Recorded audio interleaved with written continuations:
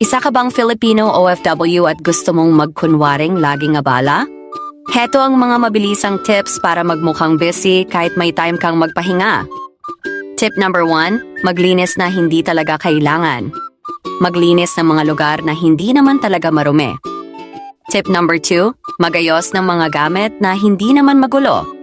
Maging organized kahit hindi naman kailangan. Tip number 3, mag-check ng phone at mag-reply ng mga text kahit hindi urgent para lang magmukhang may importante kang ginagawa. Tip number 4, maglakad-lakad at magtanong kung may kailangan pa. Magtanong sa mga kasamahan kung may kailangan silang tulong kahit hindi naman talaga balak tumulong. Ayan, madali lang magkunwaring busy pero syempre, gawin pa rin ang mga tunay na tasks ng maayos. Kung nagustuhan mo ito, make sure to follow for more fun tips.